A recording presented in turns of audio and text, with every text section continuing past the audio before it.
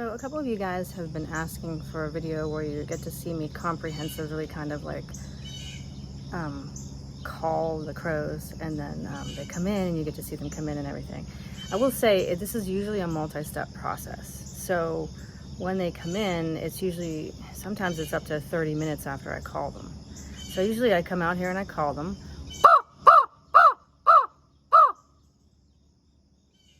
You can hear the blue jays are here. They're the first ones to show up.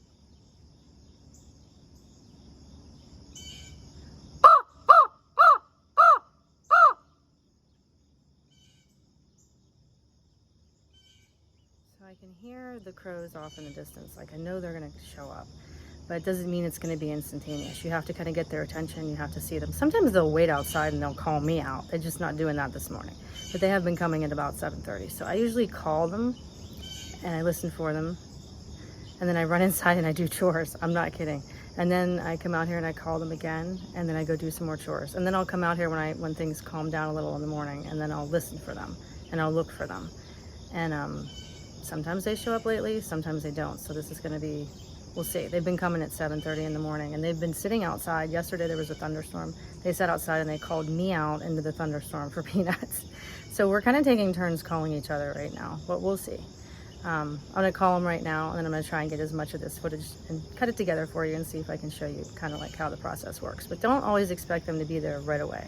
They are not as dependent on you as you think. A lot of people don't want to do this because they're like, I don't want them to get dependent on me. My crows are not dependent on me. If they decide they're gonna go somewhere else to eat, they go somewhere else to eat. And then it's more like you're dependent on them, and you're kind of sad because you're calling and they don't come. I mean, they're intelligent creatures. If they want to move on, they will move on. So no worries in that department. They're not necessarily dependent on you, per se. You become more dependent on them.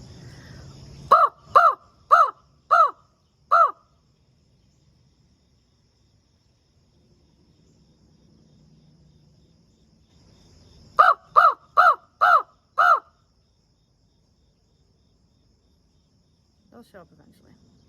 And we'll take it from there, and you can see from there what happens. Right now I'm going to go do some food prep for them, which I don't usually do. I usually just grab a thing of peanuts, but today I happen to have some rotting sausage for them. So I'm going to go get that ready for when they get here.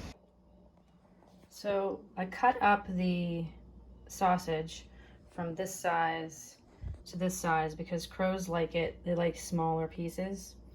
And I can hear the crows, I can hear the blue jays out there, so I'll probably go out and give the blue jays some peanuts. But because I don't like to leave meat especially out there. I know if I put peanuts out there, it'll get eaten. But meat is not something I take lightly. I don't want rats, I don't want any other vermin. So I only put this out there, I'll only put this meat out there. I probably won't even give them all of this, that's too big of a piece. I probably won't give them all of this just because I'm not sure they'll eat it all today once they show up. But right now I'm going to go feed the blue jays because they're screaming at me out there for food.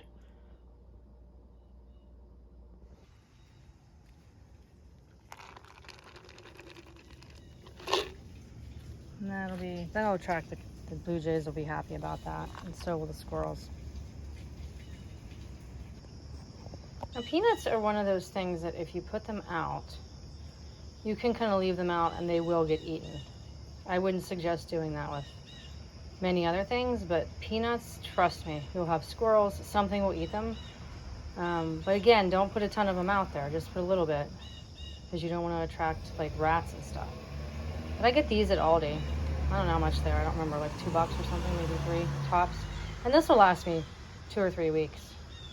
But you can hear the blue jays are going nuts right now. And I just put them out there. What I usually do, right there. So you get the wandering finger right there.